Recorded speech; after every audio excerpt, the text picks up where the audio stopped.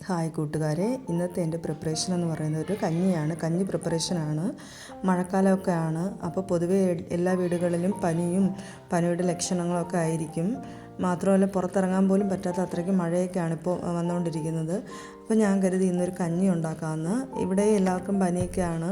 അതുകൊണ്ട് ഇവിടെ ഇപ്പം മിക്ക ദിവസങ്ങളിലും കഞ്ഞി തന്നെയാണ്. അപ്പോൾ ഞാൻ എൻ്റെ കഞ്ഞിയുടെ പ്രിപ്പറേഷൻ എങ്ങനെയാണെന്നുള്ളത് കാണിച്ചു തരാൻ പോവുകയാണ്. അതിനായി ഞാൻ എടുത്തിട്ടുള്ള സാധനങ്ങളാണ് ഇവിടെ കാണുന്നത്. അരിയുണ്ട്, പിന്നീട് ചുമലപ്പയർ, ഉലുവ, ഉള്ളി, പിന്നീട് വറ്റൽമുളക്. ഇത്രയുമാണ് എൻ്റെ ഇൻഗ്രീഡിയൻസ് എന്ന് പറയുന്നത്. അപ്പം നമുക്ക് പിന്നെ ഒരു മുറി തേങ്ങയും വേണം. ഇപ്പം തേങ്ങയില്ല, അതുകൊണ്ട് ഞാനിപ്പോൾ ഒരു ചിരട്ട വെച്ച് അഡ്ജസ്റ്റ് ചെയ്തതേ ഉള്ളൂ. നിങ്ങൾക്ക് തന്നെ അറിയാം ഇപ്പോഴത്തെ തേങ്ങയുടെയൊക്കെ വില എന്ന് പറയുന്നത്. ഇനി നമുക്കിതിനെ ഓരോന്നായിട്ട് കഴുകിയെടുക്കാം. ഞാൻ ആദ്യം അരി കഴുകി, അതിനുശേഷം പയർ കഴുകുവാണ്. ഞാനിത് സെപ്പറേറ്റ് ആയിട്ടാണ് കഴുകുന്നത്. ചിലരിത് ഒരുമിച്ചിട്ട് കഴുകാറുണ്ട്. അപ്പോൾ എനിക്കിങ്ങനെ കഴുകാനാണ് ഇഷ്ടം. അപ്പോൾ ഞാൻ ആദ്യം അരി കഴുകിയതിന് ശേഷമാണ് ഞാനിവിടെ പയർ കഴുകിയിടുന്നത്.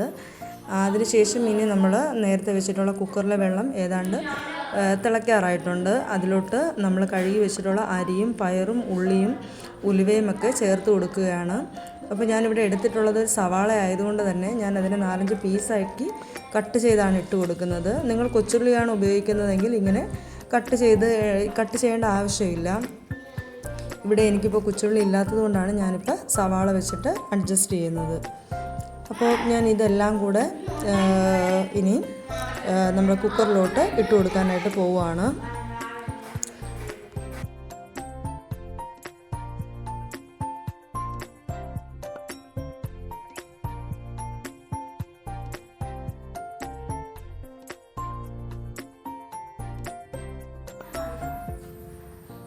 അപ്പോൾ ഞാൻ ഇതിലോട്ട് എല്ലാ ഐറ്റംസും ഇട്ട് കൊടുത്തിട്ടുണ്ട്. ഇനി നമുക്കിതിനെ കുക്കറിൻ്റെ അടപ്പ് വെച്ചിട്ട് നല്ലതുപോലെ അടയ്ക്കേണ്ടതായിട്ടുണ്ട്. അപ്പോൾ ഞാൻ നേരത്തെ വറുത്ത മുളക് ഇട്ട് കൊടുത്തിട്ടുണ്ടായിരുന്നില്ല, അതുകൊണ്ട് ഞാനിപ്പോൾ വറ്റൽമുളക് ഇട്ട് കൊടുത്തിട്ടുണ്ട്.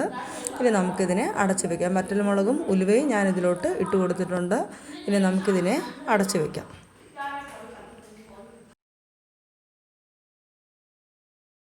പിന്നെ ഇതിലേക്ക് ആവശ്യമായ ഉപ്പും ഞാൻ ഇപ്പോൾ തന്നെ ഇട്ട് കൊടുക്കുന്നുണ്ട്. പിന്നീട് നമ്മുടെ കഞ്ഞി ആയതിനു ശേഷം ഉപ്പ് കുറവാണെങ്കിൽ നമുക്ക് അന്നേരം ആവശ്യത്തിനുള്ള ഉപ്പ് വീണ്ടും ചേർത്ത് കൊടുക്കുക. ഇപ്പോൾ എല്ലാ ഐറ്റത്തിലും ഉപ്പ് പിടിക്കാനാണ് ഞാനിപ്പോൾ ഇങ്ങനെ ചെയ്യുന്നത്. ഇനി നമുക്ക് ഇത് നല്ലതുപോലെ ടൈറ്റായി അടച്ച് കുക്കറിൻ്റെ വിസിൽ വെച്ച് കൊടുക്കാം. കുക്കറിലെ വിസിൽ ഒന്ന് കേൾക്കുമ്പോൾ തന്നെ നമുക്ക് കുക്കർ ഓഫ് ചെയ്യാം. ഒരു വിസിലിൻ്റെ ആവശ്യമേ കഞ്ഞിക്ക് ഉള്ളൂ.